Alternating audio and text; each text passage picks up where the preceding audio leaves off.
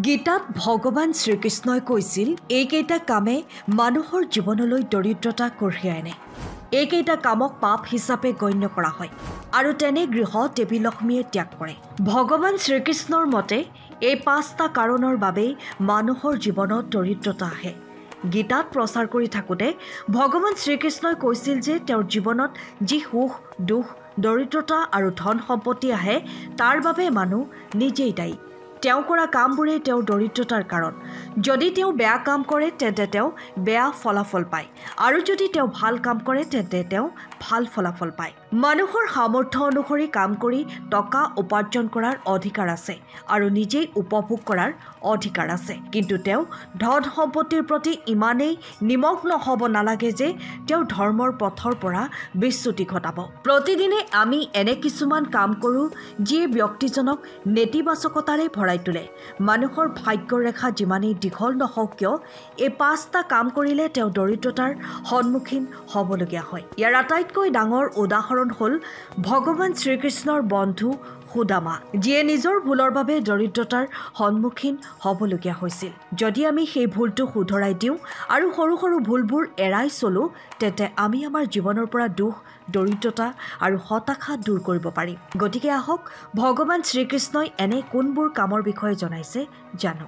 কিন্তু তাৰ আগতে যদি আপুনি চেনেলটো ছাবস্ক্ৰাইব কৰা নাই তেন্তে ছাবস্ক্ৰাইব কৰক, যাতে এনেধৰণৰ আধ্যাত্মিকভাৱে তথ্য সমৃদ্ধ ভিডিঅ' চাই থাকিব পাৰে। লগতে ভিডিঅ'টো লাইক কৰিবলৈ নাপাহৰিব। প্ৰথম কথা, দৰিদ্ৰতা সদায় সেই ঘৰত বাস কৰে য'ত ভগৱানক অৰ্পণ নকৰাকৈ খাদ্য গ্ৰহণ কৰা হয়। কাৰণ কোনো মানুহে যদি তেওঁক খাদ্য যোগান ধৰা সৃষ্টিকৰ্তাক পাহৰি যায় তেন্তে সেয়া অসন্মানজনক বুলি গণ্য কৰা হয়। এজন ব্যক্তিয়ে কেতিয়াও আন কাৰোবাৰ অংশৰ খাদ্য খাব নালাগে। ঘৰতে প্ৰস্তুত কৰা খাদ্যৰ ওপৰতো জীৱ-জন্তুৰ অধিকাৰ আছে। প্ৰথমে ভগৱানৰ প্ৰসাদ, তাৰ পিছত গৰু আৰু কুকুৰৰো নিজৰ অংশ। কাৰণ সকলো দেৱ-দেৱী মাতৃ গৰুত বাস কৰে আৰু তেওঁ সকলো মানুহকে গাখীৰ যোগান ধৰে। গতিকে মাতৃ গৰুক খাদ্য খুৱাই দিয়াটোৱে হৈছে সৰ্ববৃহৎ গুণী কাৰ্য।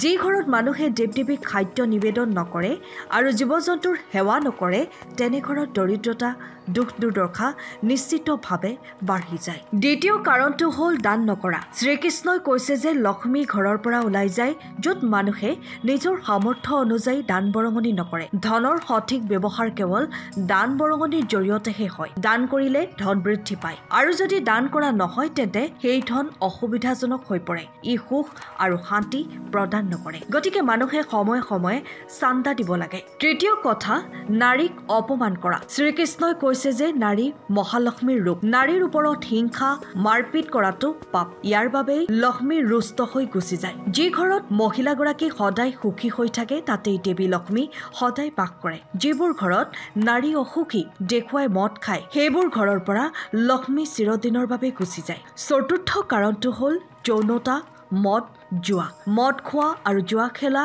ঘৰৰ সদস্যসকলৰ সকলো ভাল কাম ধ্বংস হৈ যায়। জুৱা খেলাৰ ফলত ধন সম্পত্তিৰ অপব্যৱহাৰ হয় আৰু তাৰ বাবে দেৱী লক্ষ্মীও বিচলিত হয়। গতিকে মানুহে ধনৰ সদ্ব্যৱহাৰহে কৰিব লাগে, তেতিয়াহে তেওঁৰ ধন সম্পত্তি বৃদ্ধি পাব।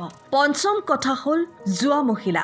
আন পুৰুষৰ পত্নীৰ প্ৰতি আকাংক্ষা থকাটো পাপ বুলি গণ্য কৰা হয়। বালিৰ পৰা ৰাৱণলৈ, ৰামায়ণৰ পৰা মহাভাৰতলৈকে ইয়াৰ বহু উদাহৰণ পোৱা যায়। আন পুৰুষৰ মহিলাৰ লগত সম্পৰ্ক ৰখাৰ পৰিণতি সদায় বেয়া হয়। গতিকে পত্নীৰ বাহিৰে আন কোনো মহিলাৰ লগত কেতিয়াও প্ৰেমৰ সম্পৰ্ক নাৰাখিব।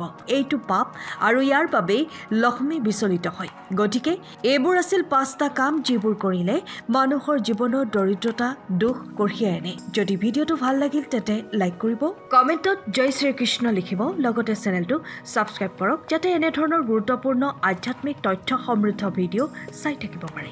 ধন্যবাদ।